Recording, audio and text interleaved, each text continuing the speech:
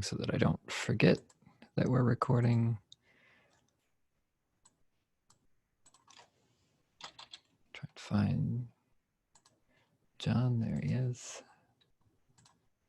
Co-host. The chat. Yes, there will be a review quiz for, like, it'll be on next Monday, and that'll be our coverage of what we're doing really last week and this week, because we didn't have one 2 days ago, Monday.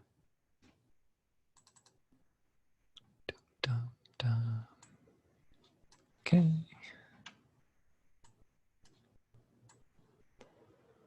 Put that over there. Got a few AICHE announcements. Try to keep that aspect ratio there. Let's see. Oh, cool. It's 2 o'clock. We can go ahead and get rolling. So there's a few AICHE announcements that are being displayed right here. It's going to be their end of the year virtual social. There's an RSVP link here. I'll post that link also on our Canvas page, so you don't have to try to do something like that. Like try to type, what is it, NUFESFFNBHFYTXSH6, which is the obvious choice for the link. They're also going to have a poll for their technical workshop to see if there's a particular topic you would like to have.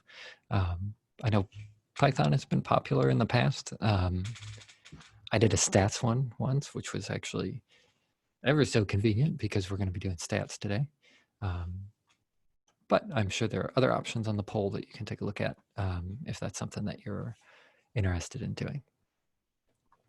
Again, I'll post all of that in our Canvas page for today's lecture. Just a couple of, let's see, reminders. Homework 6 is due today at 11.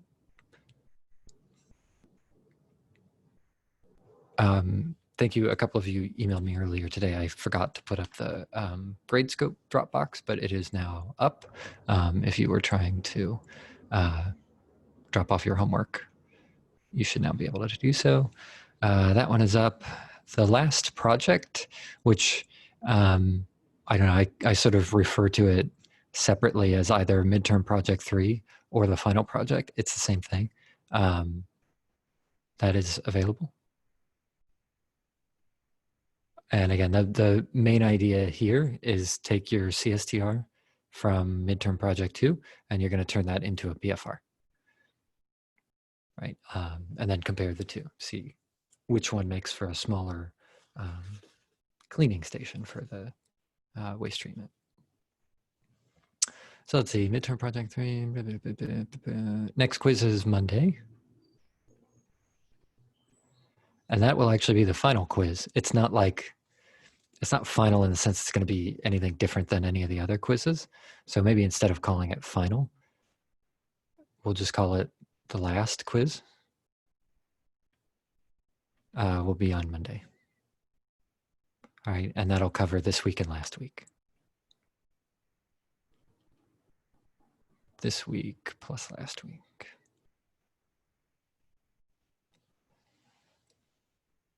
Yeah, so there's a question in chat. Does the project take the place of the final, or do we also have a final? No, the project takes the place of the final. So that's your final, is to finish the project. You're welcome. Has anybody had to do the exam proctoring? Because we've advised most faculty not to do that, but sometimes it has to be done. It just looks terrible. Like it looks very invasive. Like you have to show the camera all around before they'll let you start the exam. Prefer not to do that. Is there another homework? Oh yeah, thanks. That's the last one. So homework 7 is available now. Or I'm sorry, homework 7 will be available right after lecture.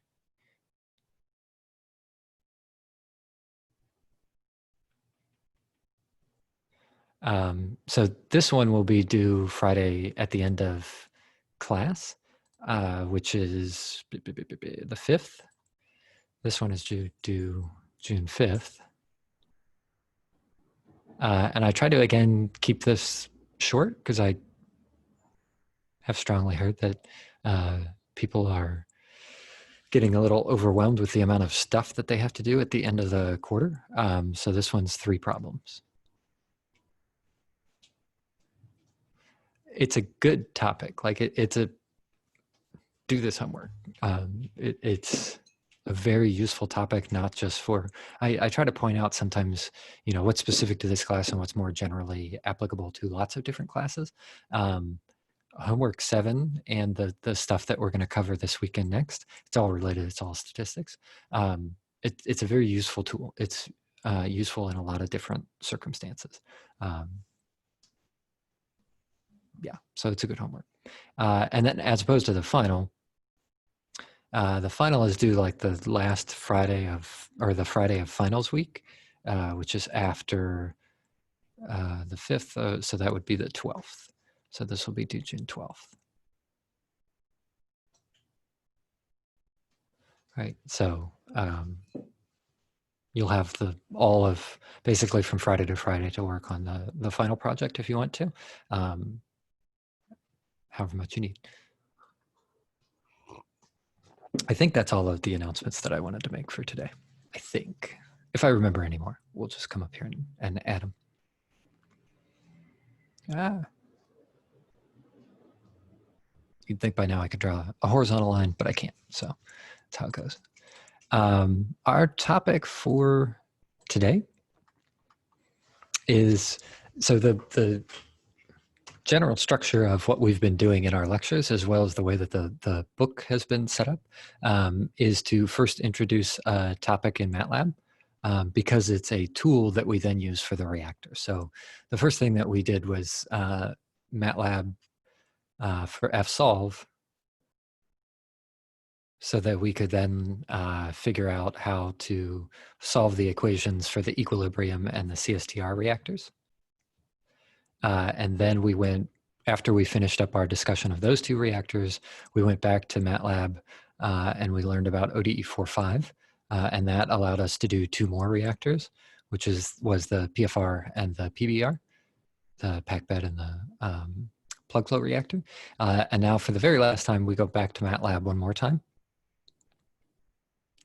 And now we're going to learn about a function called fitlm, and its sort of corollary function. There's a couple other ones that go along with it, fitnlm, which will be easier to read when we actually type it out. So it's not like you need to know what's going on here. These 2 are going to be for our analysis of batch reactors, but only kind of for batch reactors, right? We're going to use batch reactors as kind of our sample problem. Really, you can use fitlm and fitnlm to analyze lots of different reactors. It's less so oh, hi, Mir. Mir has joined us today. He just plopped himself down underneath it. And he says his foot is itching, so he's licking his foot. Thanks. It's really gross. So these are more for statistical analysis of what we call rate data. And you can collect rate data from any type of reactor, right? It just depends on what you're going to use it for, right? If it's for you got it, Dietz? You good? Okay. If it's for like a gas phase reaction, something that's not catalyzed, or is catalyzed with like an acid or something like a homogeneous catalyst, then you'll probably use a batch reactor. If you're trying to figure out the rate of something that uses a solid phase catalyst, like the ones that we have in packed bed reactors, then you might not use a batch reactor for it, but you'll still use the same statistical analysis that we're going to do. It's just your rate data will look a little bit different.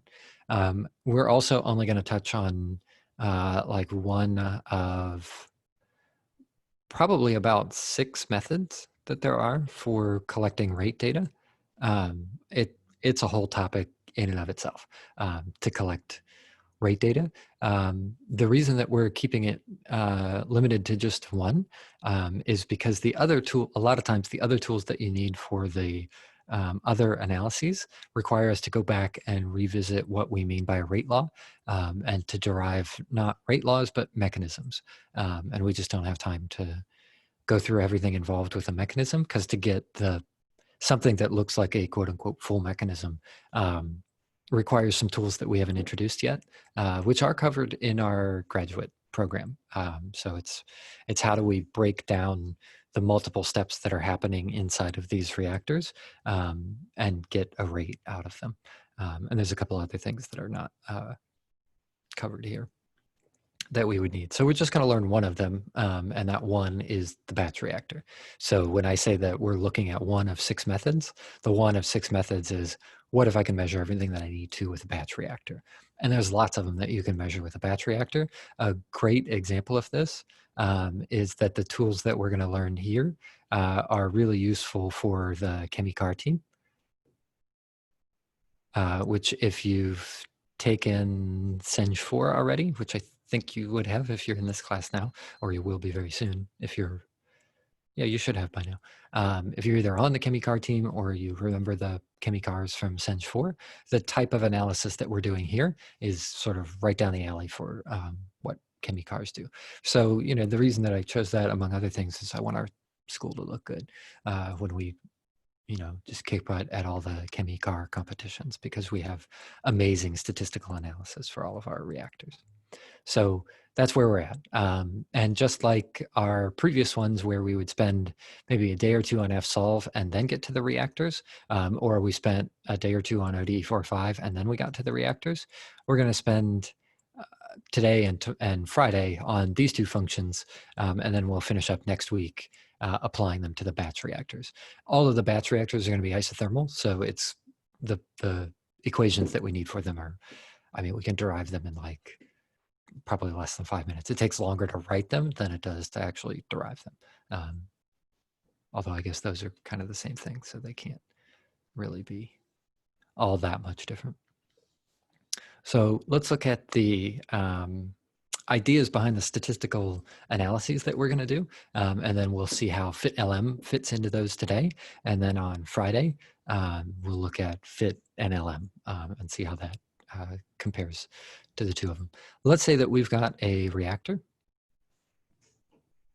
and it's going to be a polymerization reactor. So we're going to feed in on the left-hand side what we call the monomer, which is like the little repeat unit of a polymer. And the stuff that's coming out on the right-hand side is going to be the linked monomers, right? So the monomers come in here, and then we get a polymer coming out the other side.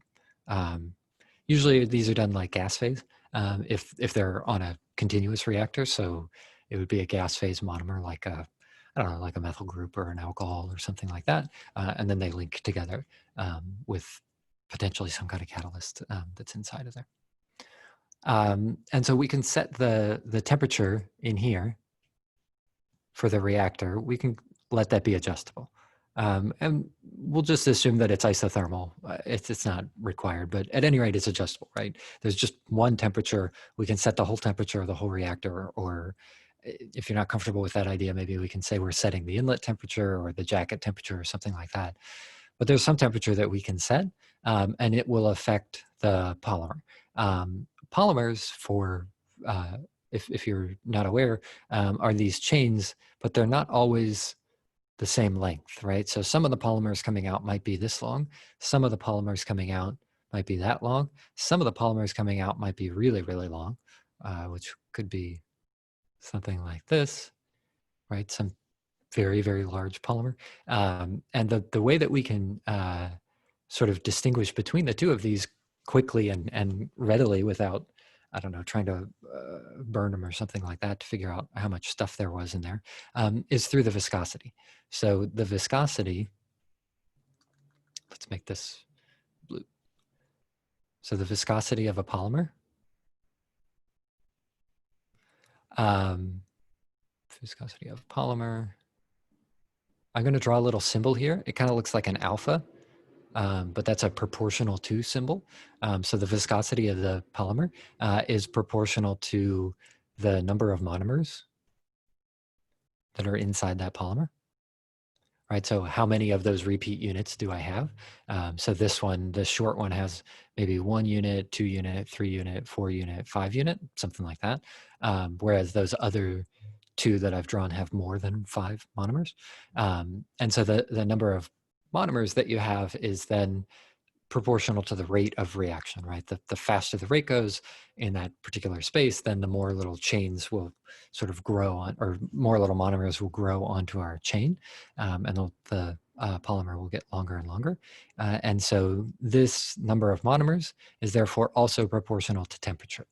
So the higher the temperature, the more monomers we get to stick onto our polymer chain.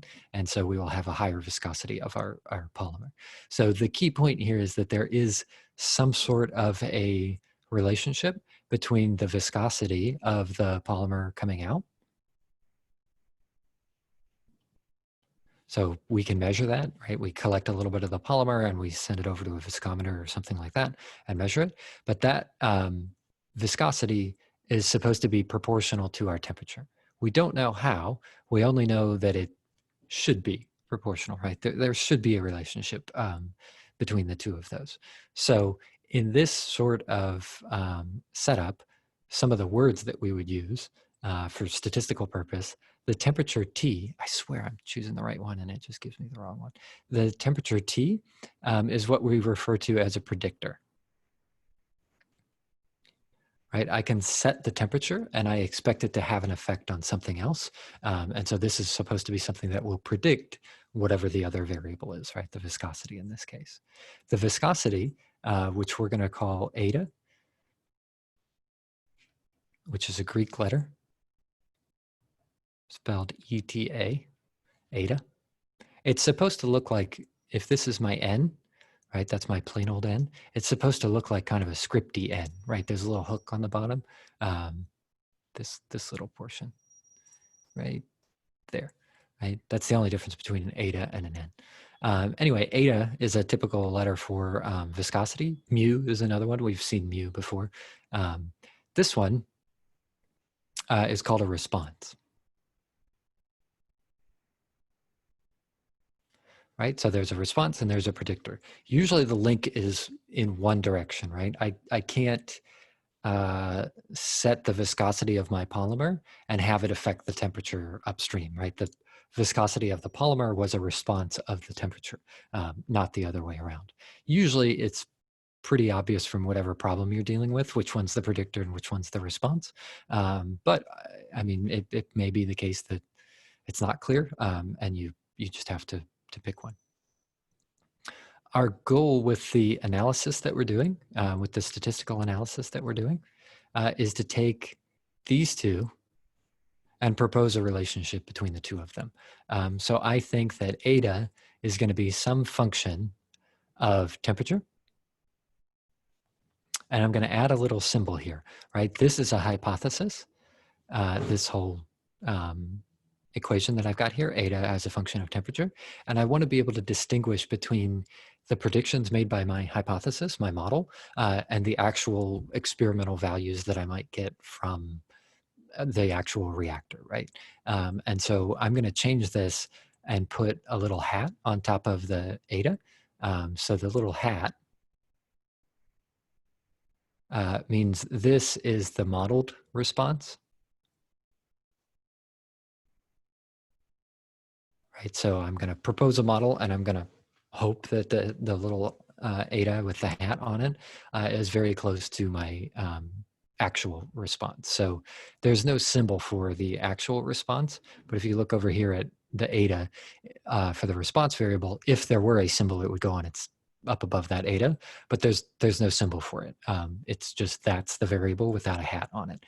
If we add the hat to it, now this becomes our modeled response, right? The one that is predicted by our, whatever our model happens to be. We haven't figured it out yet. To help us along with our model, we're going to throw in some fudge factors. right? And these fudge factors are going to let us get our model a little bit closer to the actual data. And so this means that we'll be stuck with something that looks like eta is now ideally going to be a function of these adjustable parameters. And these adjustable parameters or fudge factors, we call those beta. Beta and eta. Yeah, it's unfortunate that they are pronounced similarly, but that's how it goes. And so now it's our task to figure out for a given collection of temperature values, right? If I set temperature to be a few different things and I measure the response of the viscosity for each one of those temperatures, what are the values of beta, these fudge factors, and what is the function that I'm interested in that makes the modeled response n eta, or sorry, eta hat, as close as possible to the actual response. That would be great, right? If we do that, then we have come up with a good model that is relevant, right? We can then go use it to design something, operate a reactor, design a control scheme, design new reactors, etc. More generally, when you're dealing with these, obviously the world of statistical analysis is not limited to temperature and viscosity. And so the letters that you typically see are X is the predictor and Y is the response. Y is our response. Right, so that's more commonly you'll see it as X and Y if you're dealing with it in a statistical sense. Once you start into like an actual application, then they usually switch over to whatever the variables were. I'm trying to move my chair and not let the wheel hit. I'm sorry, not let the wheel hit Mir. He's sitting down there by our feet, by my feet. So X and Y are the sort of generic variables that we would use. And then so similarly, our model generically looks like Y will be a function of beta and X.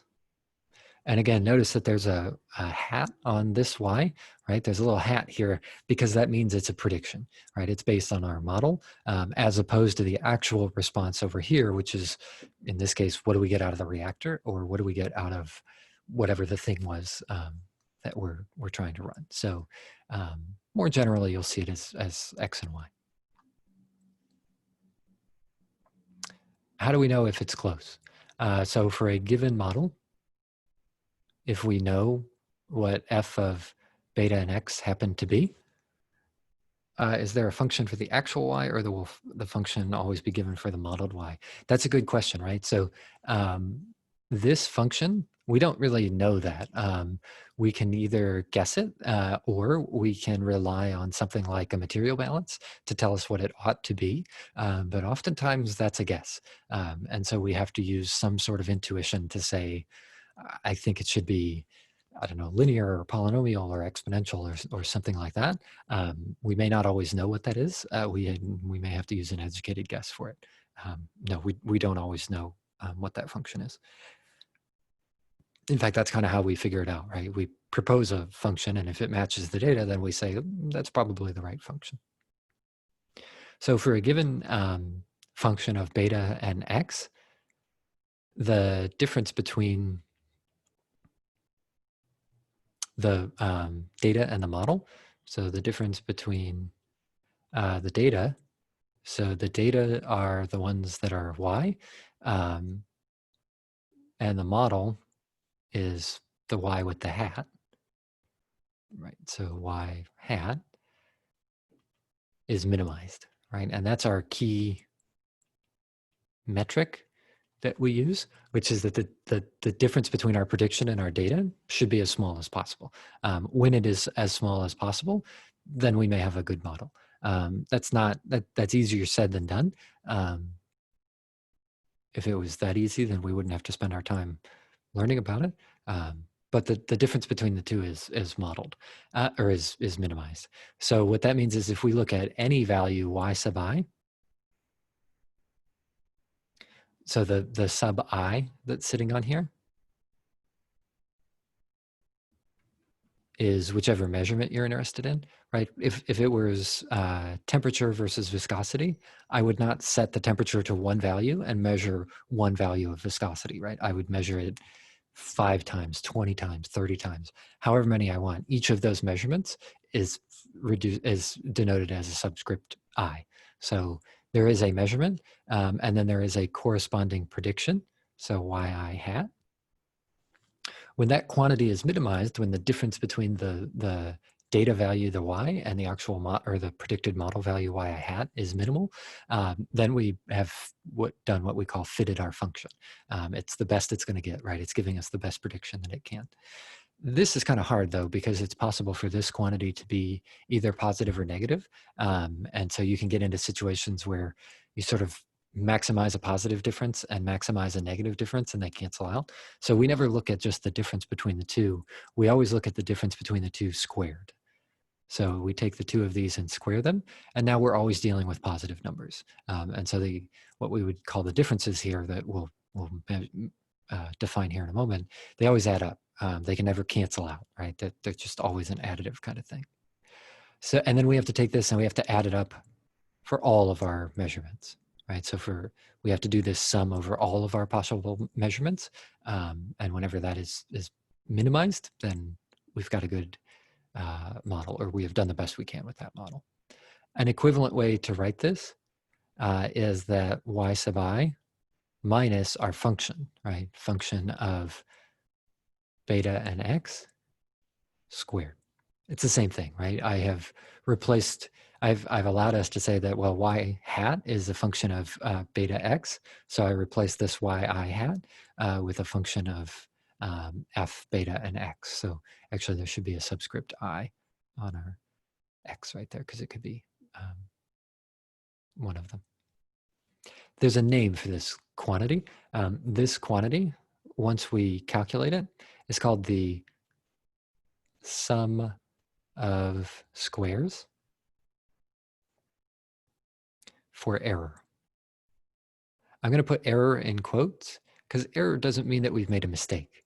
Error just means that there's a difference between the model and the data. It doesn't mean that it's wrong. That's the word we use for error. If what is exactly an error in this context is a difference between the data and the model. It's always going to happen. You're never going to get rid of the error. We're just going to try to minimize it. There are a couple of different letters that are used for this. The one that we're going to use is SSE for sum of squares error, but it has equivalent names in other nomenclature. Another very common one is SSQ, which stands for sum of squares, and then they just don't mention the error. Another one is RSS, which we're going to get to in a moment. We'll see why it's called RSS a little bit later. Those are just their equivalent names for the same thing. This forms the core of our analysis. This is equation 12.2 in your book.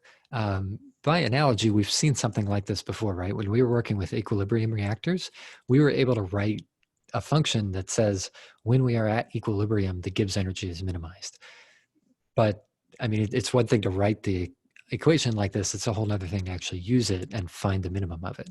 And so we're going to have to work a little bit on what do we mean by the difference between these two is minimized. An equivalent statement is that the SSE is minimized. And the SSE or SSQ or RSS, whichever book you're reading it, or whichever source you're getting it from, that is calculated in this way. Right, so we have a function, we have our data, and we calculate the difference between our function and our data. Once we've got these as close as possible, the SSE will be minimized, and our function will match our data as best as possible. What this means, by the way, if you were looking at a plot, most often you would see these written something like this, or I shouldn't say written, displayed. So our x values will be here on the x-axis, no surprise. Our y's will be on the y-axis. And let's say that you have collected some data, right? And your data looks like this. And this is supposed to be exactly the same set. Actually, I'm just going to use my copy paste and see if I can take all of that data and just move it, because I'm just going to draw another example here. Right? It's supposed to be the same plot twice. A bad model would be something like this. Right? So this is a bad model. This bad model has a high SSE. How do we know that it has a high SSE? If you were to try to zoom in on each one of these, the differences here that we've got, right? I'm going to draw the differences between the model and the data as these horizontal lines, or sorry, vertical lines, right? If you took all of these, squared all of those lengths, and then added them all up, that would be a very, very large SSE. Compare that to another model, right? If we had another model that sort of arced through our data like this would be a good model, right? And the reason that this is good is because the difference between each one of our points and the model prediction is very, very small. And so as a result, our SSE is very small. This is a high SSE. This is a small SSE. Right. And so we would tend to say that the curved model, the one on the right here, is a better model than the straight model. The straight model has a high SSE. It doesn't have a good representation of our data. Yeah, that's a good question over in chat. The line that's being drawn here, this is why I hat. Let's see if I can get that I on there correct. There we go. Right, there we go. The blue line that's on there is y hat. And we're gonna model this a lot, so we're gonna see more of those. Add a little bit of paper. Let's take a look at an example. A little bit easier if we can actually calculate stuff. It's a little bit abstract right now, and then we'll look at each of the steps backwards. How do you determine what the function is supposed to look like? That's really tough. We're in a lucky situation here where we can use a material balance to help us along. But for example, how do you know if what we're going to get to next week, how do you know if the rate law is first order, second order, something weirder than that? We don't. We try different models until we find the one that looks the best and go from there. We continue to add more detail to that at the graduate level, right, where I said we start to develop mechanisms for how the molecule is behaving in different portions of the reactor. We split our reactions up into little sub-steps, but the best we can ever do is guess. And that actually gets back to, I think, one of the very first things I said in chapter 3, which is we never know for sure what the rate law is, what the actual steps of the reaction are. The best we can do is propose a model and determine whether or not it's in agreement with the data. And that's as much as we can say. So the whole question of how do we know what the model function is supposed to look like? At the end of the day, it's a guess. It can be a very good, a very highly educated guess, but the guess is worthless unless you can look at experimental data and confirm that it does actually behave that way. There's like, there's ever so slightly few reactions that we can start from quantum mechanics and say, I know exactly how it's got to be, and then actually confirm that it's that way. So few that it's none. None that are of any importance at the scales that we're working at. So we always have to use an experiment to figure out whether or not our model is a good one. So let's look at our example of temperature and viscosity. Suppose we had collected 5 temperatures, or we had set 5 different temperatures, right? We set one to be 80 degrees Celsius, although the units here don't really matter. We're just interested in the numbers right now. And at 80 degrees Celsius, we measured a viscosity of 2256. So somebody ran the reactor at 80 degrees C, collected a sample of the resulting polymer, and found out that its viscosity was 2256 in whatever units those needed to be. Then we changed the temperature of the reactor. So we changed it up to 93, ran it again as an experiment, and now the viscosity of the polymer changed to 2340. And we did this 5 times, right? So we did it for 80, 93, 100, 82, and 90 degrees. And the resulting viscosities were 2256, 2340, 2426, 2293, and 2330.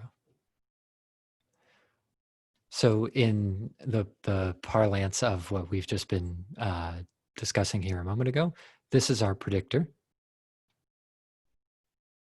This is our response. Each one of the values that are inside of here, each of these etas are eta I. Right? And there's 5 of them. So there could be an eta 1, an eta 2, an eta 3, an eta 4, et cetera, all the way up to the end. And then each of the temperatures that are in here are Ti. Just the ith temperature, right? There's 5 of them. Those are all of our individual T's of our predictor and our response. And then our goal then with our example is to find the best value that we possibly can of the coefficients beta 0 and beta 1 for the following model. So the model that we're going to assume is a linear model. We think that the modeled response eta, again, it's going to be a function of beta and temperature. And we're just going to propose a form, right? We're going to pick a form out of the thin air and say, I think it's got to be linear. I think it's got to be beta 0 plus beta 1 times temperature. Where did that come from? I just pulled it out of thin air. Where could you actually go get one of these? You could go look it up. You could find out if somebody else has predicted a model of viscosity, or you can just pull it out of thin air. A remarkable number of these are just pulled out of thin air. It's very common, and it's not wrong, right? It's only right or wrong depending on whether or not it matches the needs that you have at the time. So how are we going to do that? We're going to do an iterative approach. We are going to guess a value of beta 0. We're going to say that beta 0 is our intercept. So where is the y-intercept on there? I don't know. It looks like it's on the order of thousands, right? All of those values tend to be around like 2,000 or something like that. So I think maybe on the order of about 1,000. I don't know. I'm just guessing. I'm not guessing. I wrote it down in my notes, but that's how I came up with the guess at the first place. I'm also going to guess a value of beta 1. Again, I'm going to pull that out of a hat. I'm looking at the difference between, I'm just looking at the data and trying to eyeball it, right? When I went from 80 to 100 on the temperature, I gained about 200 units of viscosity. So it sounds like it's about a 10 to 1 relationship. I'm just going to guess 10. You can pull those numbers out of a hat. It would not impact anything else that we're going to do. The reason being because we're now just going to check whether or not that was a good guess or not. And so in order to do that, we're going to look at each of our temperatures. So these will be T sub I. We're going to list right next to it our viscosities. And then we're going to calculate Ni hat is going to be equal to beta 0 plus beta 1 times Ti.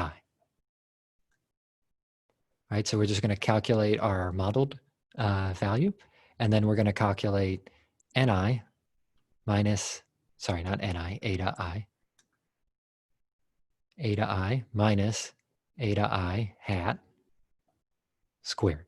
Why are we doing this? The reason that we are doing this is because that's how we will end up calculating our sum of squares, or sorry, our sum of squares for the error, right? This term here,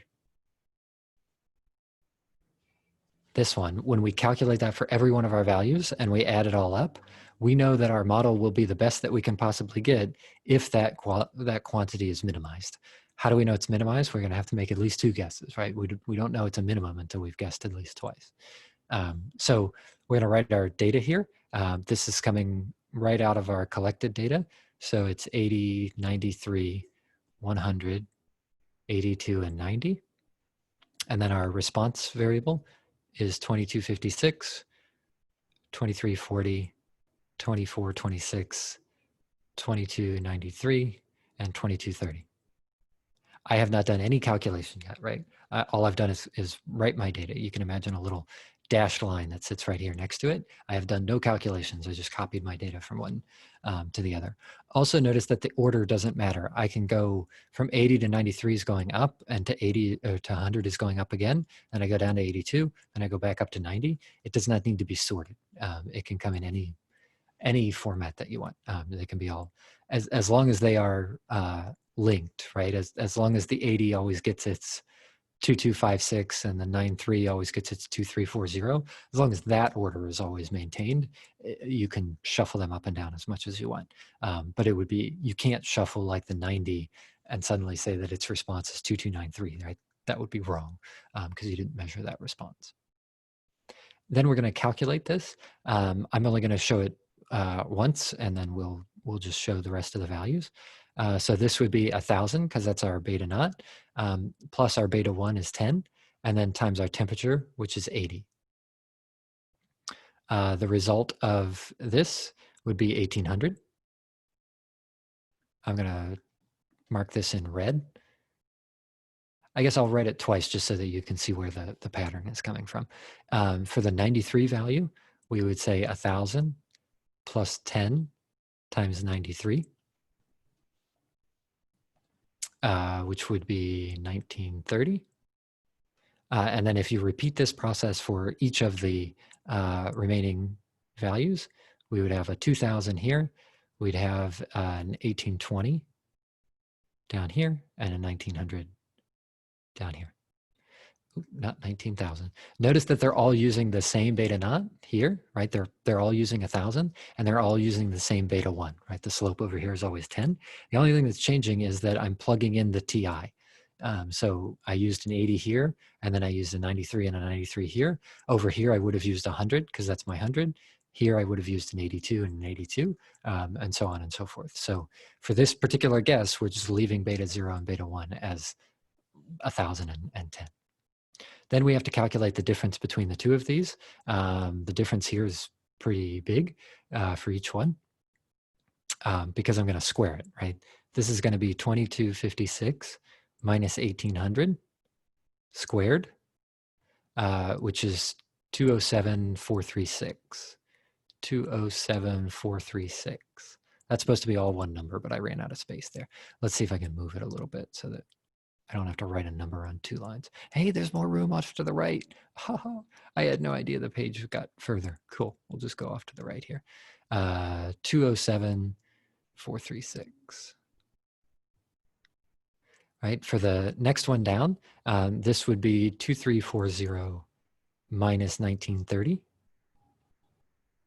And then we have to square it.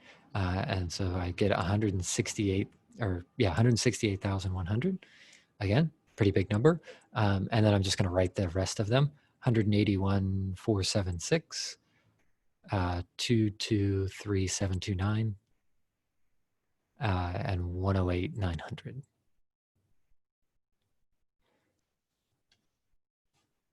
Pretty big numbers. Actually, the magnitude there is only relevant in terms of how it compares to other magnitudes. It's okay if those numbers are big.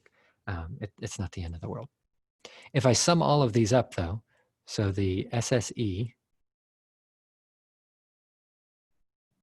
is the sum of all of the eta I minus the eta I hats squared.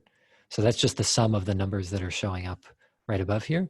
That's a big old number. It's 890,141. That's our SSE, right? When we come to our decision of whether or not our model is good or bad, that's one of our SSEs, right? If we look a little bit higher, I'll come back to those in a minute. Remember, our goal is to minimize that SSE. This is how we calculate one value of the SSE, is to guess a beta naught, find out whether or not it's a good beta naught or a beta 1 or something like that, find out whether it's good or bad by calculating its SSE, and then we have to compare it. And so the next step here is to take that exact same process here and repeat it, right? So I'm going to put my other one down here. So I'm going to erase these portions on here because we're going to recalculate these. but I'm going to do exactly the same thing with a new value for beta 0 and a new value for beta 1. So if you're doing this in your notes, maybe you can just say like copy paste rather than try to do literally what I just did. So the only difference that I'm doing here is I'm going to change my value for beta 0, right? And we're going to work this one out, and then we'll split for Fika for 10 minutes at 250. So I got to pick another value of beta naught and another value for beta 1. I could pick them one at a time and just kind of try to optimize one and then do the other one. That would be up to you. We're going to see a better way to do this that we don't have to manually guess, although manually guessing is great. It works just fine. So if I look back at my data and I say, maybe 1,000 here wasn't the best choice because as it turns out, all of my data were more like on the order of about 2,000. So maybe a beta naught value of 1,000 is a little bit better. And then I just have to pick another value of beta 1. Intuitively, I kind of want to tone it down a little bit on beta 1 because I'm making beta not bigger, but you can make it bigger if you wanted to. It worked just fine. I'm just picking more values and say maybe beta naught is 2,000 and beta 1 is 4. So I made one a little bit bigger and one a little bit smaller. I would recalculate these values. So I'm not going to calculate all of them. I'll just do sort of the first one here. This one would now become 2,000 plus 4 times 80. And I would get 2320 for this.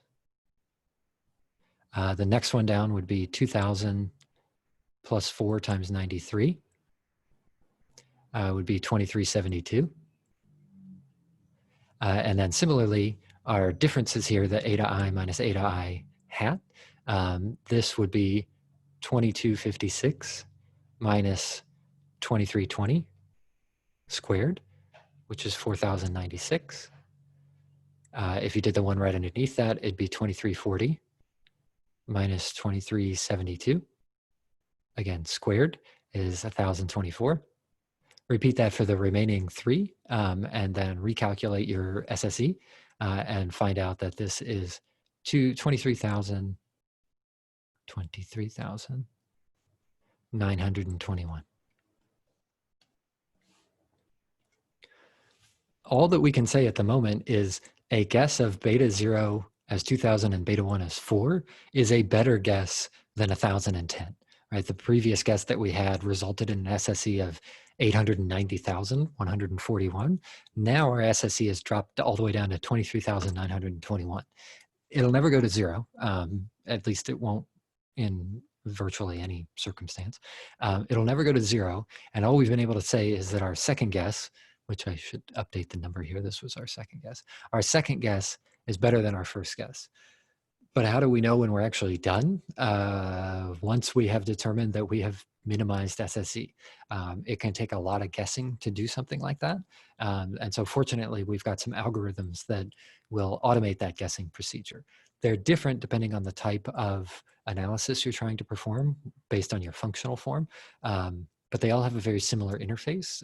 And that's what we're going to learn in the second half of the class, of today's class, not it's week 9. It's a little too late to call it the second half of the class. But nevertheless, this exact method that we're doing right here, that is exactly what's happening under the hood of all of these algorithms. Some of them are tricky, right? In the same way that the equilibrium reactor, we had kind of 2 approaches, right? We knew we had to minimize Gibbs free energy. And so we could either just calculate lots and lots and lots of values of Gibbs energy and look for the small one. That's about what we're doing here. Or we could use calculus and say, I know the derivative has to be 0 at the minimum.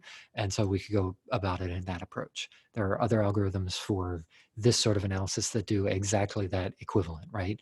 Either they just calculate lots and lots and lots of SSEs, or somebody has already sat down and done the math ahead of time to say, I know that its derivative is 0, so I can just apply these other algorithms to do it. But it all comes back to this SSE, and that's a very powerful understanding to have of what these algorithms are doing, because you can always take your data out of those algorithms and do this by hand in like Excel or something like that, and find out a lot about your system, or do it in MATLAB, right? They're equivalent procedures in both of these. So we're going to leave it here. It's 2:50. It is time for some fika. So I will, let's see, what do we want to listen to today? I tell you what, go over into chat. Where's my chat window? Or sorry, not in chat, in the participants window.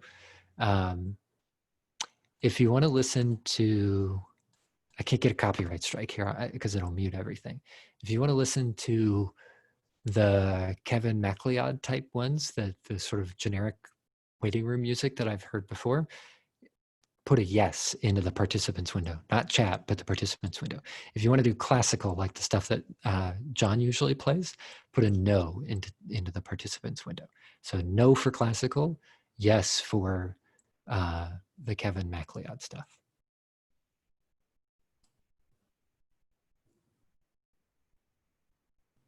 Really, John? You voting for yourself? Okay, if John gets to vote for himself, I get to vote for myself. Boy, that's right down the middle, isn't it? 12 and 13. There's a little bit more classical in there, though. 12 and 14 now. Okay, so we're gonna have to go with classical then. Your participation has been noted. Thank you. But we're on Fika right now, so you know, I'm not going to do anything here for a minute. Let's see.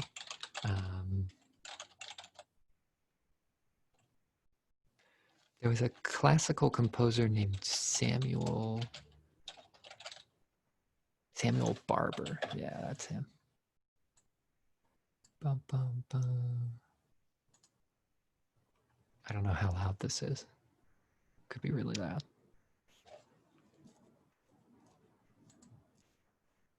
Yeah, no, Samuel Barber is like, it's super depressing music. So I figure since you guys asked for it, we'll give you what you asked for. Let me make sure that this is sharing.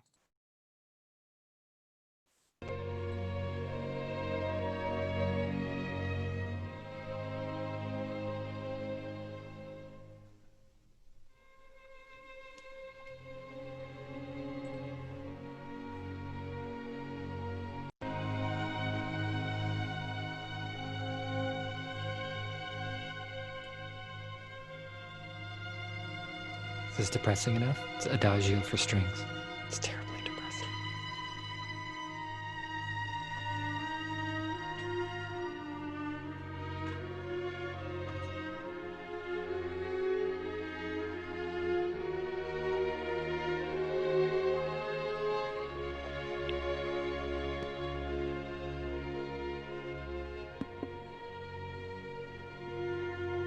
I know, right? It's super depressing, but it's too late now. The wheels are in motion. We can't. This is our life now.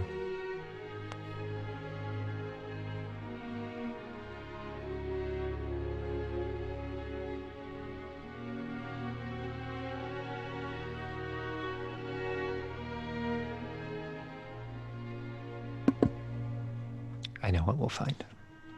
We'll watch something else.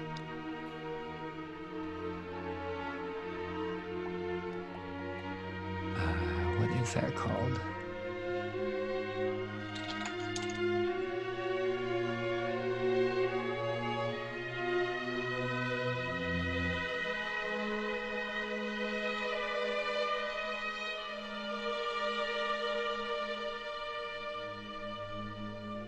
We'll do In the Halls of the Mountain King. I can't do it, guys. It's super depressing.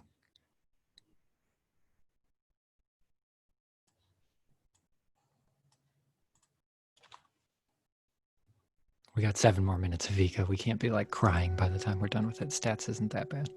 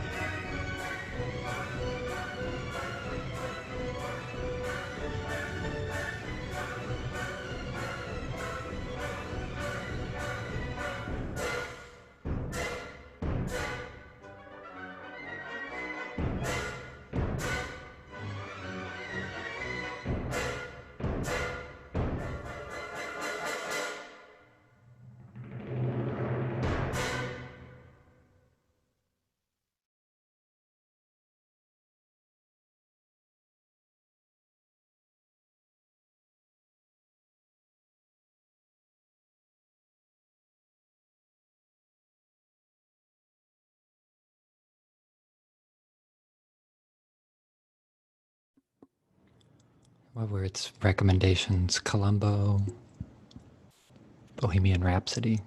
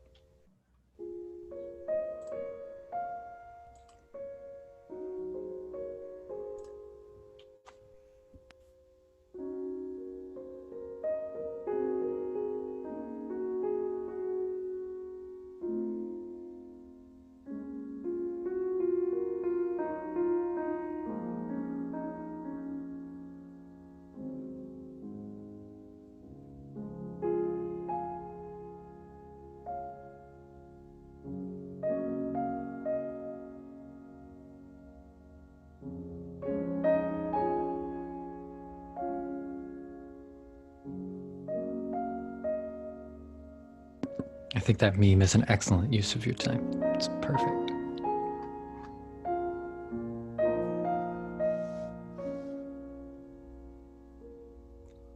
Yeah, Claire de Lune.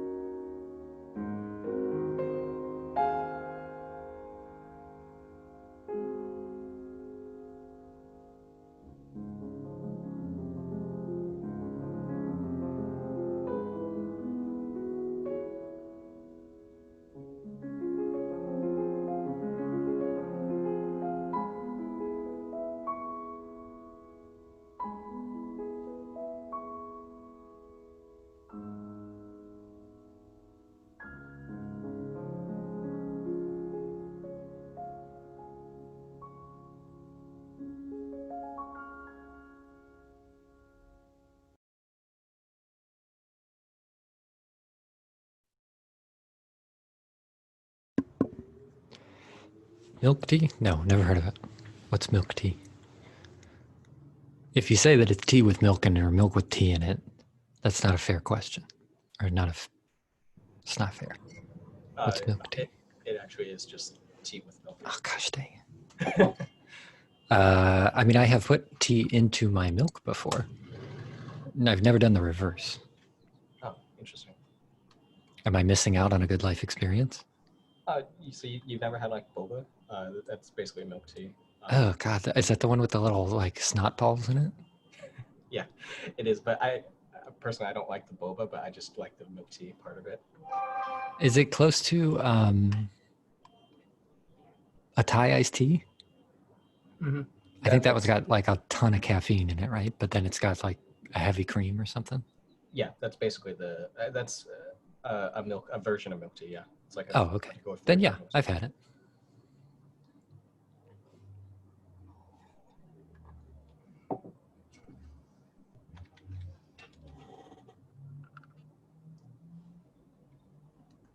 You wish this was Twitch so you could clip it? I mean, technically it'll be on YouTube, so I guess if you're motivated, you could do that. All right, we're at about 3:03, so we're going to go ahead and wrap this up with the second part of the lecture. Could you see me looking and getting ready to mute you, John? Because I heard your little tea kettle or something going. Anyway, let's see. Where did we stop with? All right. As if I didn't remember. We were just guessing beta values, right? We were guessing beta 0, beta 1, until we got an SSE that was small. And I said we never do that guessing manually. We always have some kind of an algorithm doing it for us. There are tons of them. So some that you have probably found. Tools for minimizing SSE. If you have used any kind of a spreadsheet, you've probably got access to a dozen of them or more. The ones that I'm familiar with are the ones in Excel, and the one that I think most commonly gets used is add trendline, which is try to avoid using add trendline if you can. Like sometimes professors get snooty about like what their preferred method is for doing something. We kind of like add trendline has its uses. I'm not gonna lie. Like I'm sure there are cases where add trendline is the way to go, right? Like it's not that you should never step in dog poop on the street. I'm sure there is a case like, you're trying to avoid traffic or something and you have no choice. It probably shouldn't be the first place that you go though. Like there's better things than add trendline. There's the solver function. There's an entire regression suite that can do it. There's a function that's built in that's called line EST, line estimate. I think it's line estimate. Excel's just got boatloads of statistical tools in it. Your calculator has it. If you have like a TI-89, or I think even the TI-83, almost all of the TIs have it. There is a function in there called linreg, and we'll get to why it's called these in a moment. And then obviously MATLAB's got boatloads of them. MATLAB's probably got at least as many as Excel, maybe more, because a couple of them are specialized. There's a very general one called FIT, and then there's the two that I've already mentioned, FIT-LM and FIT-NLM, which stands for FIT linear model and FIT nonlinear model. And then there are much more generic tools in MATLAB, the same as there are in Excel, for things like fmin search. And so yeah, see, there's a reason to use add trendline. John just used it. It's got its use cases. It's not the worst thing in the world. The key point I'm trying to make here, there are tons of tools for it. They will most often give you the same answer, but they are subtly different. So depending on the complexity of your problem and how sensitive your model is to your guessed coefficients, you may get different values for each one. If the model is linear, like the ones that we're looking at right now, you'll get the same answer everywhere. And so we can separate our models into two different types. Types of models. And this is generally speaking. The first type of model is a linear model. And when we say linear, we don't mean that it forms a straight line. What we mean is that it's linear in beta, right? All of the beta values that you have. So an example of that is obviously a straight line, right? So if you say beta 0 plus beta 1 times x, that's a linear model because it's linear in the coefficients. However, you could also have something like beta naught plus beta 1 times x plus beta 2 times x squared. That's also linear. And it's linear in the statistical sense that it's linear because it is linearly dependent on the three values of beta. Is this an intro to CENG 114? No, I don't think that you'll actually get. CENG 114 is going to give you the underlying theory behind what we're doing. Sometimes CENG 114 doesn't get as far as what we're doing here. You could also have beta 1 times sine of x plus, I don't know, like a beta 2 times the exponential of x, right? Those are all linear in the sense of them being linear in beta. The other option is a nonlinear one, right? We can kind of define them all in one or two different ways. They're either linear or they're not. If they are nonlinear, then the key idea here is that they are nonlinear in beta. Right, and so examples of things that would be nonlinear in beta could be something like beta 1 times the exponential of beta 2 times x. Right, this is nonlinear in beta because there's a beta 2 that's sitting inside of our exponential function, and the exponential is nonlinear.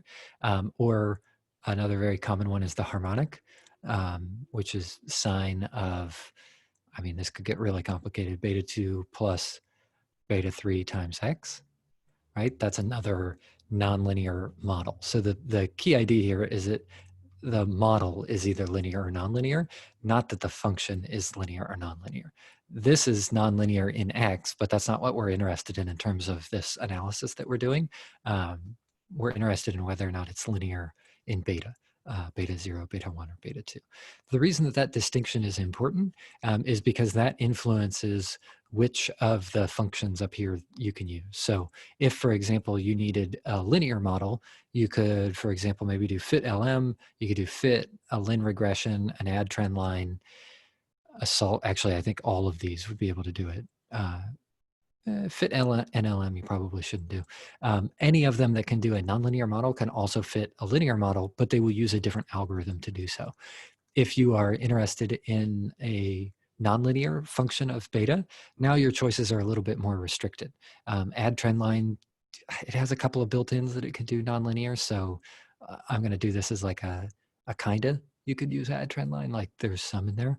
The much more general though, fit and fit NLM or solver or regression, those can do very general nonlinear models. But again, the answers that you get should generally be the same, but if your model is very, very sensitive to your guesses, or the algorithms that are being used under the hood of those functions are slightly different, which they may be, you may get different answers for them. Especially when you get to nonlinear, it really is an iterative process just like this. It's just that the iterative process is a little bit better than what we're doing here, right? They're not just picking numbers out of a hat. They're keeping track of how good their guesses are and using that to influence future guesses. Today's topic for everything that we're going to do for the rest of the class is just dedicated to linear models. And then on Friday, we'll look at nonlinear models. The function that we're going to use is fit-lm for our linear models.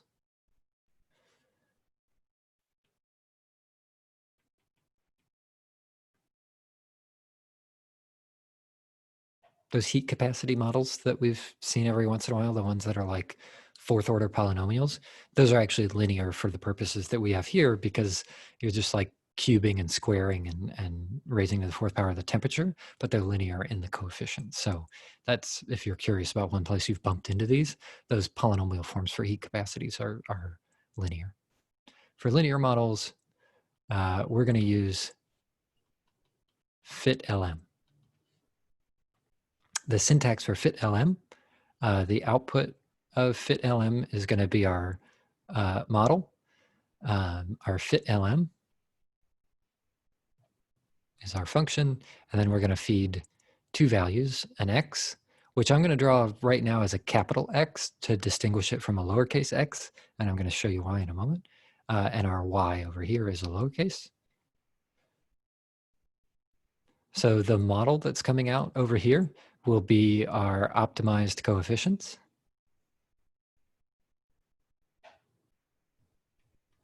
Plus a bunch of stats. And we're going to look at how to use some of those stats as we go. The y over here is our response variable. And this has to come in as a column vector. You will get an error if you try to run FitLM with this as a row vector. So make sure you put this in there as a column vector. And then finally, the x that I've drawn here, this is our predictor variable. But I'm going to put this as plural because we're going to see examples of how we can use more than one predictor. So there's a predictor of variables plural here. This has to be a matrix.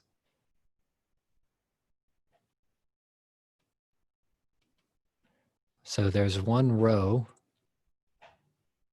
per row in the response variable, y, and there's one column per predictor.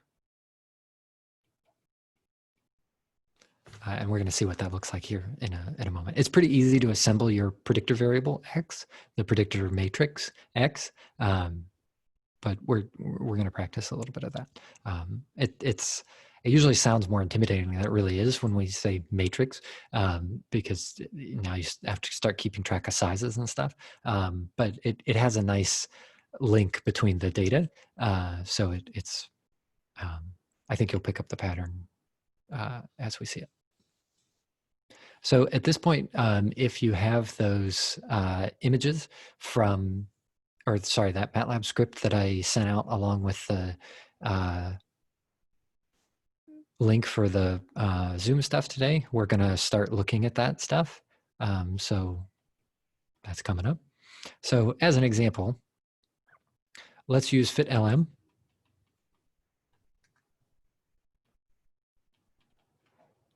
To find our best value for beta 0 and beta 1 in our previous example, right? The one that we were manually guessing.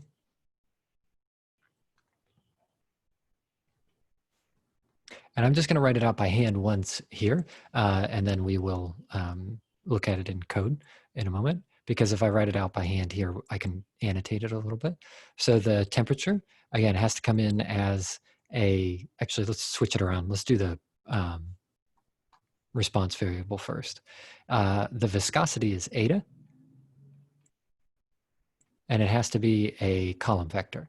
And so I put our 5 values in here: 2256, 2340, 2426, 2293, and 2230 as a column vector. If you have tricks to write column vectors faster than that without the semicolons, go for it, as long as it's a column vector.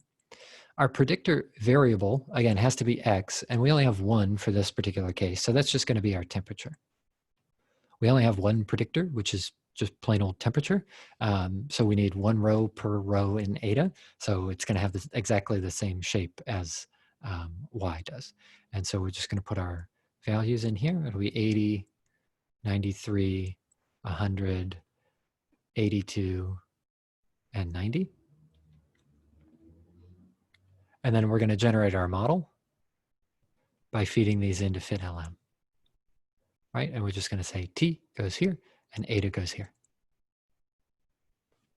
And then obviously we would look at what pops out on the other side. So let's go ahead and, oh, don't knock the coffee cup over.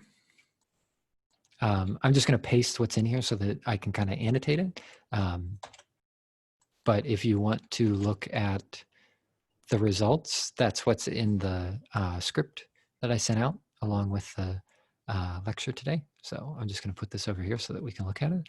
This is what would come out of MATLAB if you were to put those in there. So the temperature, let's get, how about purple? The temperature goes in here, eta goes in here, and then the model is calculated here. It's always going in as our predictor variable here and our response variable afterwards.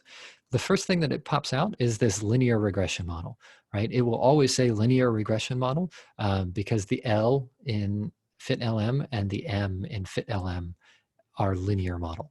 That's what it means. The regression here, when we say regression, that word means what we're doing right now, right? Which is trying to vary the values of beta 1 and beta 2 until we get a minimized SSE. That's what the word regression means. We are fitting a model to data. So this part here, the fit, is what it means by regression. Notice that it's given our y over here. Our y, I'm going to get, oh gosh, I can't erase these. Yes, I can. Wait, lasso select. Yes, there we go. The y variable that's giving this model is corresponding to the eta that's over here. Similarly, the x1, that is MATLAB's generic form for whatever the predictor variable is. There can be more than one, and we'll see what those look like here in a moment. Let's get rid of that again. There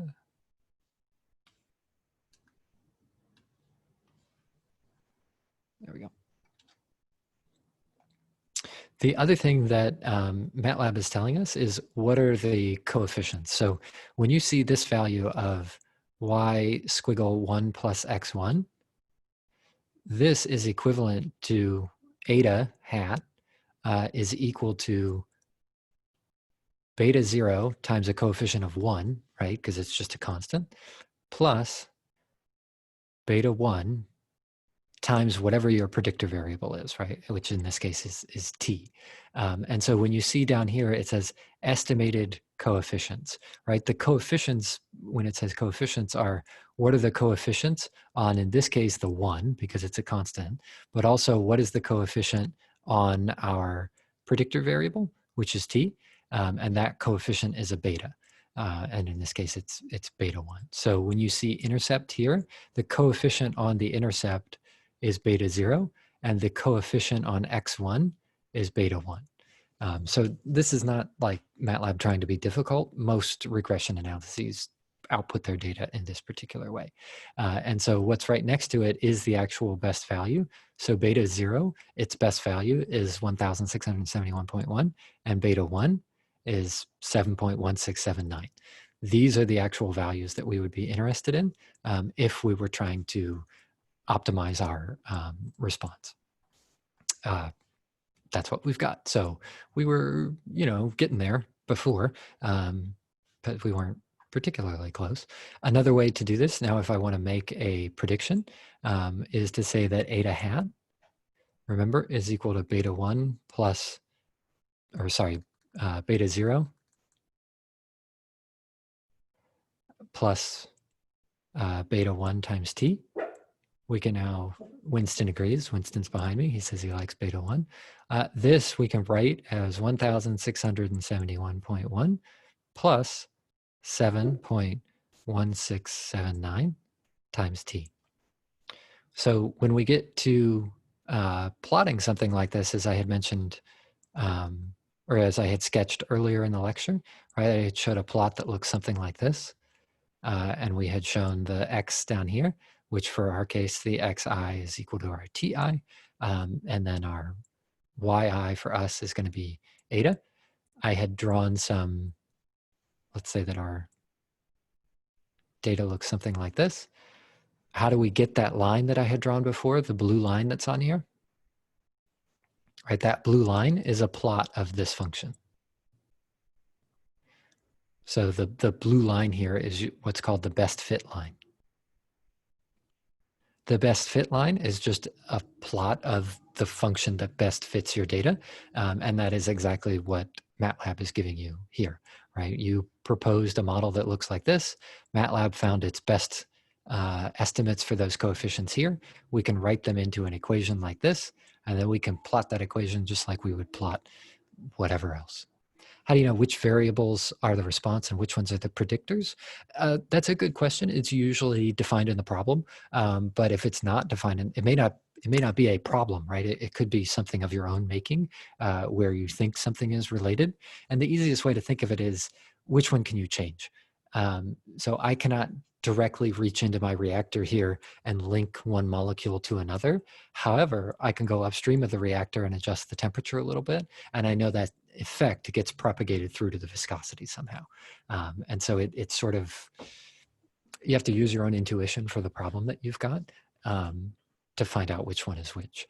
There's nothing in the regression procedure itself that what we've done right here that will stop you from doing it the other way around. You just have to make that choice based on your problem. Is FitLM the same as using polyfit for linear models? I'm going to say probably. And the reason that I say that is because nearly all fit procedures in any program, wherever you go, Excel, Google Sheets, whatever, should give exactly the same results for a linear model.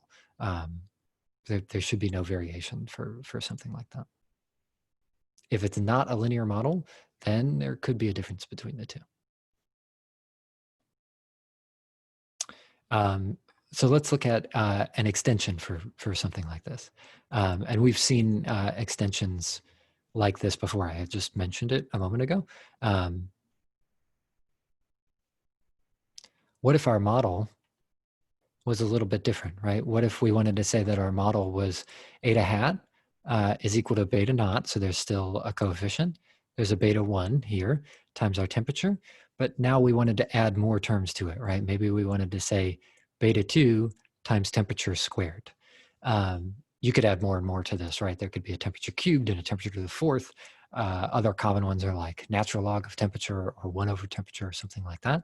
But they all get expanded in a similar sense. So what if we wanted to add our model like this? What this changes then is where we have model is equal to fit LM. Remember, it's still linear because this is linear in beta 0, beta 1, and beta 2. It's okay that it's nonlinear in T. That's not what we mean by linear in this circumstance. We're only talking about the betas. So we would say fit LM of our predictor matrix T and our response variable Y.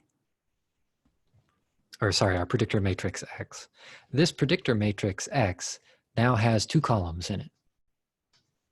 Whoa, what happened to my pen? Eee. There it is. I just selected the wrong pen. Remember our rule for the size of X, right? I had said up here that X gets 1 row per row in Y, so it's still going to have 5 rows, but it gets 1 column per predictor variable. The number of predictor variables that we have now are 2. We've got a T and we've got a T squared. They happen to be related to each other, but FitLM doesn't know anything about that. So this X now has 2 columns in it. We have to provide 2 columns. The first column corresponds to T, and the second column corresponds to T squared, right? And then there's going to be 1, 2, 3, 4, 5 rows. And the reason that it has 5 rows is because our Y over here, which is our response variable, also has 5 rows, right? It's 1, 2, 3, 4, 5.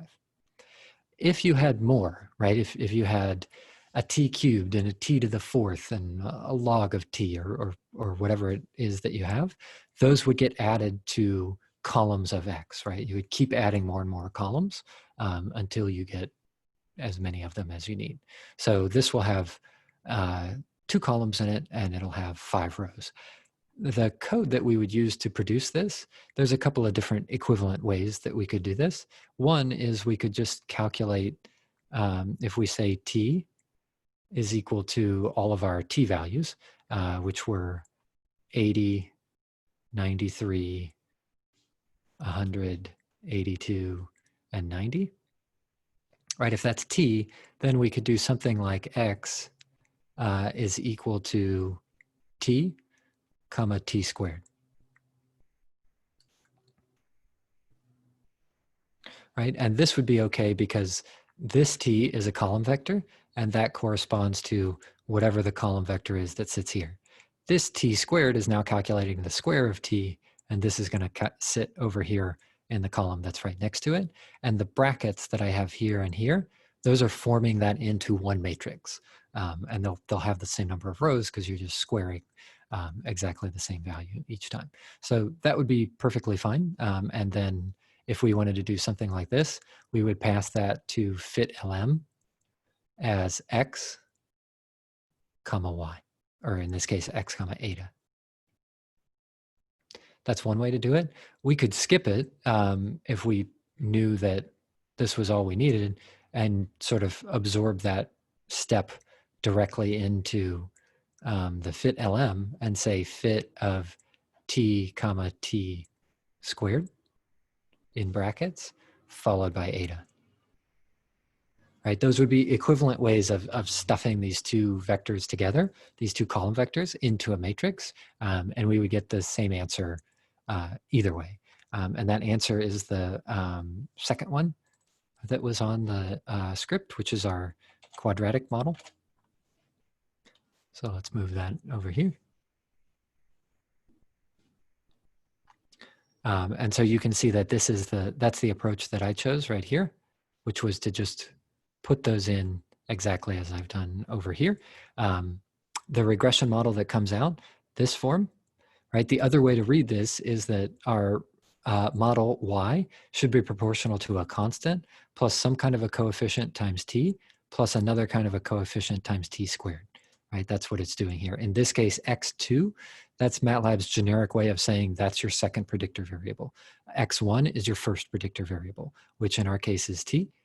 And t squared. So this game we play of assembling the predictor matrix is how we give that information to fit lm.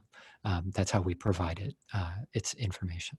And so the resulting model then will look something like eta hat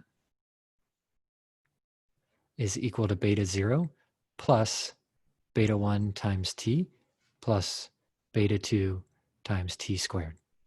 How do we know what those coefficients are? Those are given to us down here, right, where it says intercept. This is beta 0. It's the coefficient that's modifying the one that's sitting here, right, this one.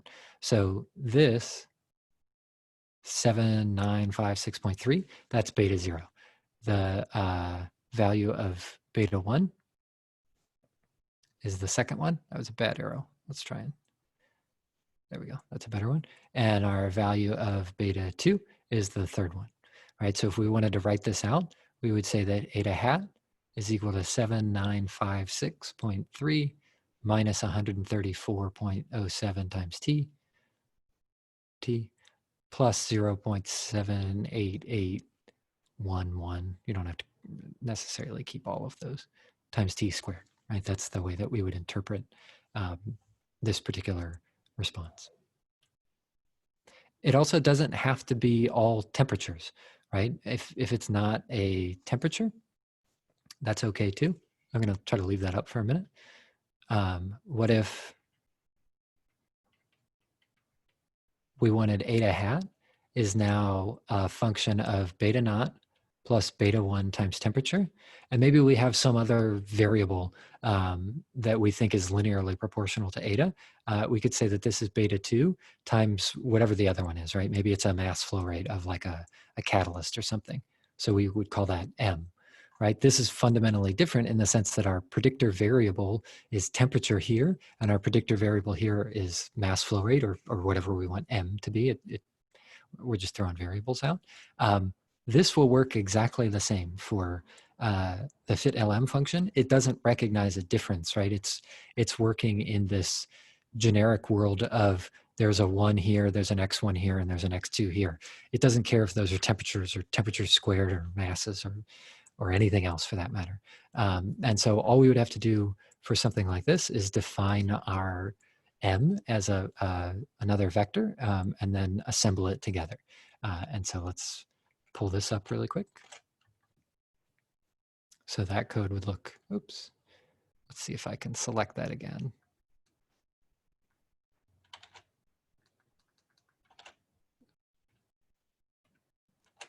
I'm pushing all the wrong buttons on my keyboard. There, thank you. There's our model. So what did I do? I created a new variable m, right? It's still a column vector. This is a column vector. I input the data, right? So presumably this is more experimental data. But it's a predictor, right? It's on the right-hand side of our equation. It's not a response.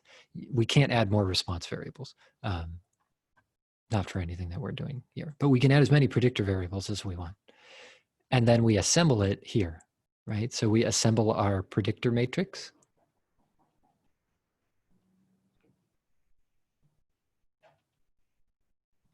And that predictor matrix now has 1, 2, 3, 4, 5 rows and 2 columns, right? The first column is the temperature column because we think it's linearly proportional to temperature, and we think it's linearly proportional to m.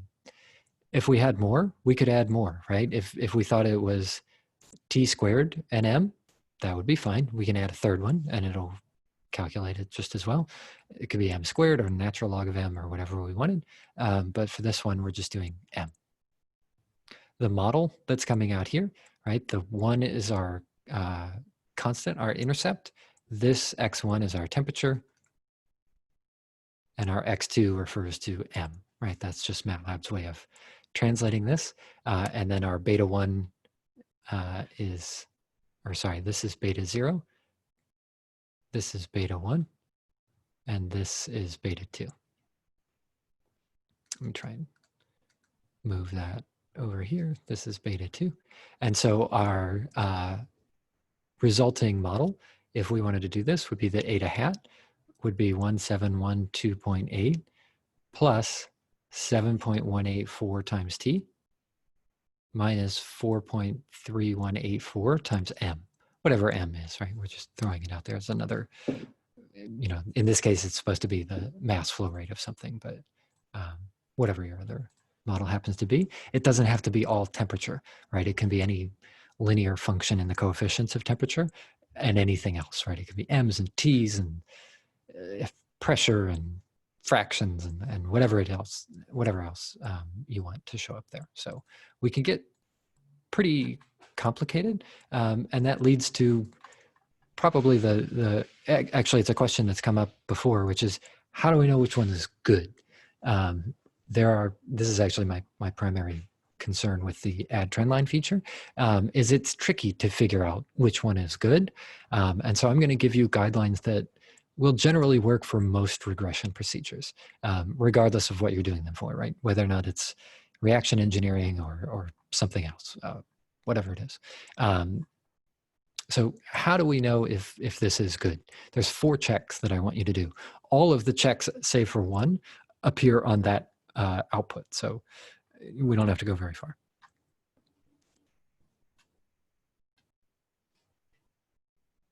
So how do we answer, is the model good, right? It's a simple question, and there are 4 sub-questions that I want you to answer anytime that you have to evaluate this. The first question is the overall model. I'm going to spell this out here, statistically significant.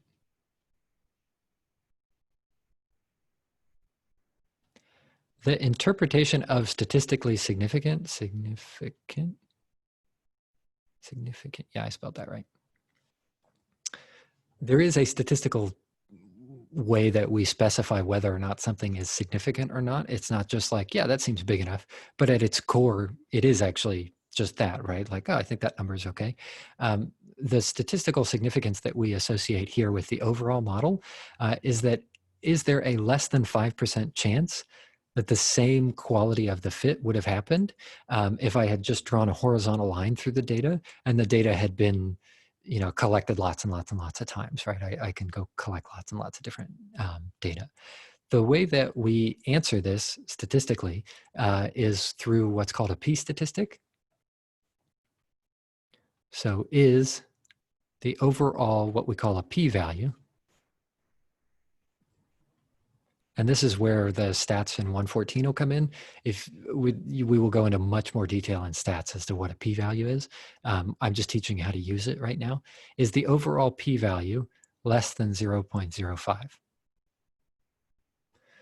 That is the answer to the question of, is there less than a 5% chance that a straight line, a horizontal line through all of my data, if it was a similar set of data drawn from the same reactor, could that have matched my data just as well? If the overall p-value is less than 0.05, then no, it could not have matched it, and therefore your model is significant. So if yes, this means your model is significant. And all that means for us, for practical purposes, is your model has some explanatory power to it. Exactly how much explanatory power is answered by the second question, right? So the first thing you do is check the overall p-value. And I'm going to show you where to get the overall p-value here in a minute. It'll be easier for note-taking purposes if you have all of these listed in one place. So that's why I'm listing them all in one place. If your overall model is statistically significant, then you can move on to the next question, right? The next question is, does the model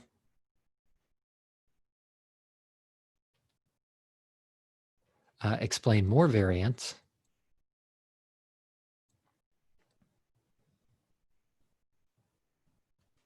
in your data than a horizontal line?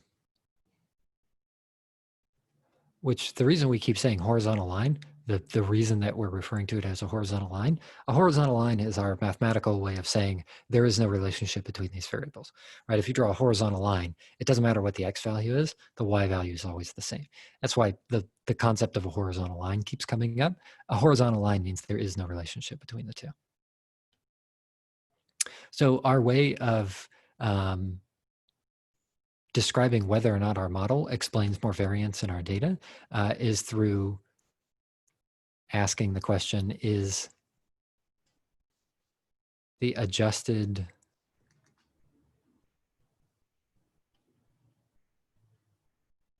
r² value close to 1? If your r² value is close to 1, this has lots of explanatory power, right? Your model explains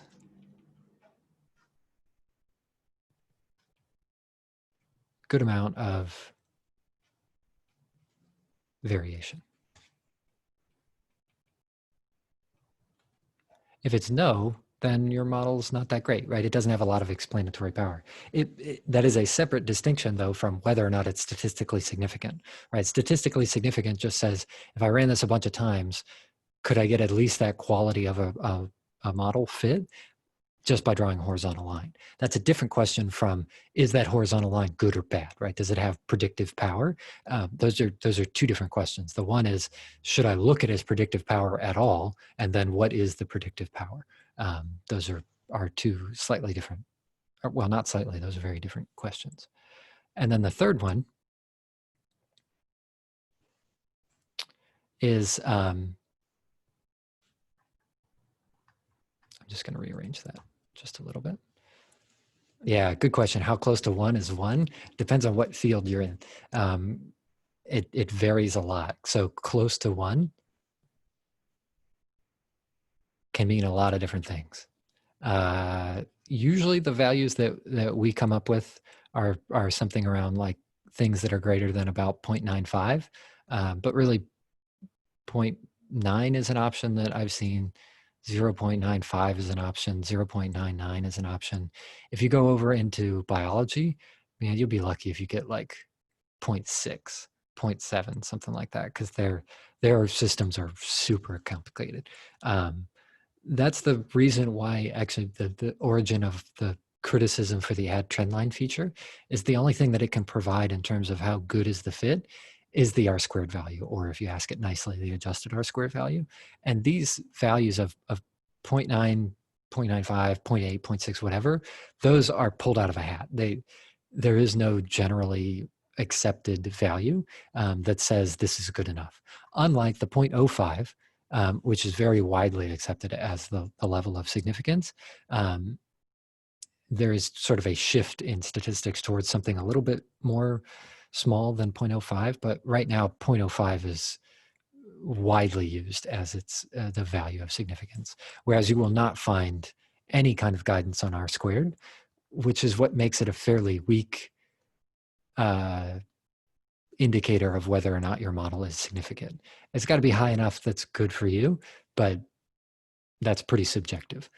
But we check it anyway, because if it's, we can usually rule out like ridiculous ones like 0.1 and say like that's not even close to good enough. But if it's on the higher side, it may not be enough for you to decide whether it's good enough or not. Third one.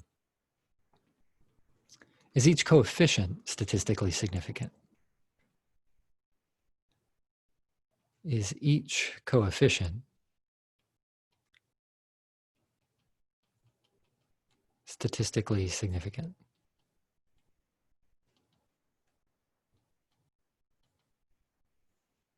Right, that's the third question that we ask. Another way of asking that in order to get a value that we can actually write or that we can compare is to ask the question, is each coefficient p-value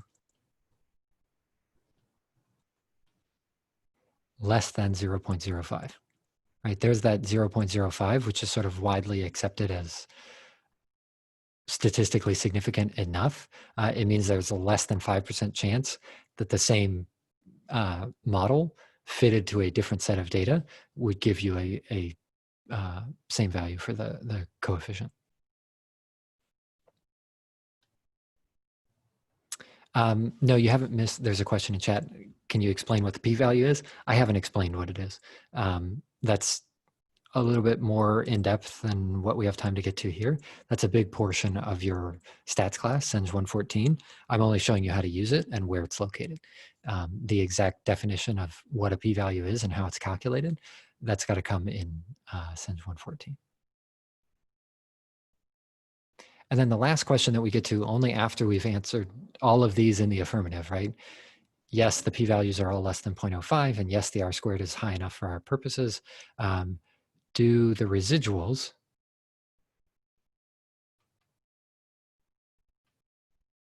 look like noise?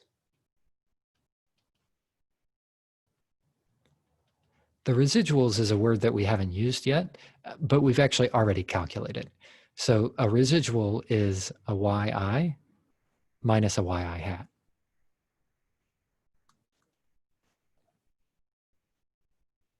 Right, those are the differences between the model and the actual experimental data. And so these should look like random noise, right? We want our model to explain all of the variance and not worry about the random noise in each one. And so actually I'm gonna need a little bit more space here. Let's give 3 examples of what you might see here. Again, look like noise. It's sort of something that is subjective, but you'll recognize it when you see it. So let's draw 3 examples of what we mean. All right, so these are 3 different plots. We're going to put on here yi hat on the x-axis. That's sort of the standard value that goes on the x-axis, yi hat. And then on the y-axis of each one of these is yi minus yi hat. That's on the y-axis for each one. So one example could be that if these, by the way, usually go through 0, because if it's equal to 0, then it matches your model perfectly. So 0 is usually indicated on here. If you can get a residual, which is a yi minus yi hat, to be exactly equal to 0, your model has perfectly matched your data. It almost never does, but what we would like, a good one, would be something like this, right? Where these data points are just sort of randomly distributed. Some can be positive, some can be negative, but they're just kind of all spread out around each one, right? This is good. We want them to be all spread out. One that would be bad is if we detect a pattern in our residuals, right? So maybe the residuals over here look like a straight line, right? I can kind of see that those are steadily sloping up. This would be bad.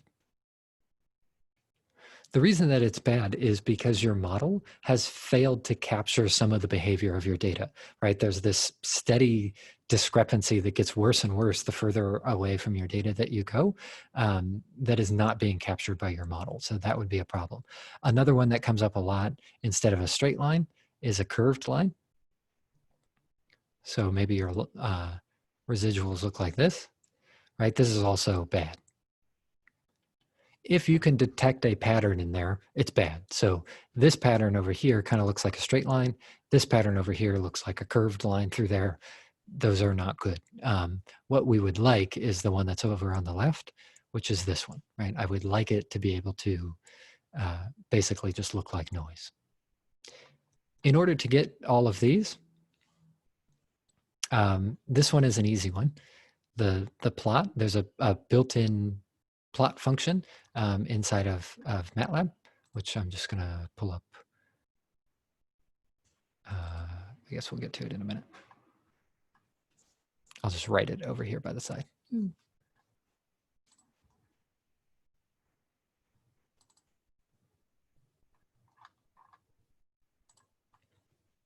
Let's get our purple pen. This one we get just by calling the command plot residuals. And then we feed to it our model and the extra input called fitted. Right? If you say plot residuals and then you feed to it your model and the word fitted, you will get this plot, right? And you can just investigate it and see whether or not that looks reasonable. To get all of the other ones, those come from this output, right? And so we can quickly look at this output and figure out those three all at once. The overall p-value, this one, is down here. This is your overall p-value. Right, so this was step one. The first place we go is down here, and we ask, is this less than 0.05? Nope. So really, we're kind of done with this model. This is not a good model, right? The p-value here is 0.417. It's got to be less than 0.05. We would reject this model and go get another one. The second one that we had asked, right, we said p-value up here is the first one. Overall p-value, then we're going to look for our adjusted R squared. The adjusted R squared is right above it. I'm going to have to erase, oh no. Okay, I'm just going to have to, I can use my lasso, but I know it's 350 right now, so maybe not. Let's just write it in there. The adjusted R squared value is right above it. It's only 0.15, right, which is terrible. 165, sorry. That should be like in the 8s and 9s or something like that. But I mean, the model itself was no good, so we would have rejected it anyway. The p-values for your coefficient are over here, right? So this is a p-value, this is a p-value, and this is a p-value. We have to ask the question, are all of these less than 0.05? No, they are not, right? None of those are less than 0.05. This model has, it's an absolutely terrible model. But that is the three checks that we would have to make, right? The overall p-value, the adjusted R squared, and the p-value of the individual. If all of those had been okay, then we would go back and say plot residuals. Oops, that was not supposed to do this. The last thing that we would then do is say plot residuals, and we'd see if there's a pattern or not. For an example of this, see the notes that I sent out. There's see code snippet, last code snippet, because I want to wrap it up here. the question becomes, how do you fix it, or what does a good model look like? There's an example of what all those p-values would look like for a good model. The way that you fix it is either you change the model or you get more data. So I took the second approach. In the code snippets that I posted, I collected more data and then changed the model. So there's lots of things that you can do to make that better. But at the very least, we would reject the model that I've just worked on here because it doesn't work very well. And you can look at the similar values for all of the other models in exactly the same way. So we'll continue to look at this. The approach looks very close to the same for a nonlinear system, and we'll look at that on Friday. And then we'll keep looking at examples of these in the realm of reaction engineering when we get to the stuff next week. So thanks all. It's 3:52. Sorry for going over by 2 minutes, but I will wrap it up there. And as always, I'll stick around for a few minutes and answer any questions that you might have. Thanks all. We'll see you on Friday. Can I scroll up a little bit? Sure.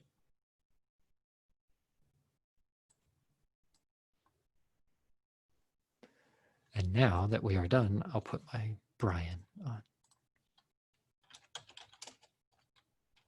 Or sorry, not Brian, Kevin. I like the duck one.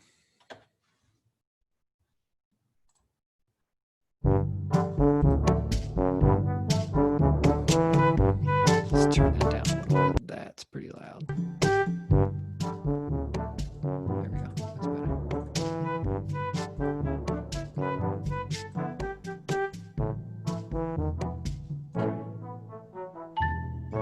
Oh, to plot residuals? Sure, it's okay. If you want to see how to use plot residuals as well, it's in the code snippet examples that I provided for class. It's the very last command. So at the very bottom of the screen, you can see how to use plot residuals and what it looks like.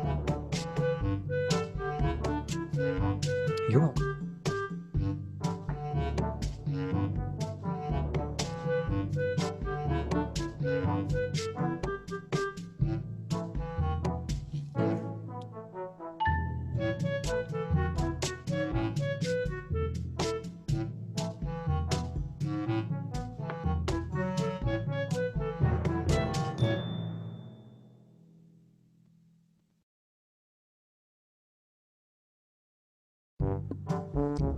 That's a good enough beam to make it into the lecture. Let's go ahead and put that in there.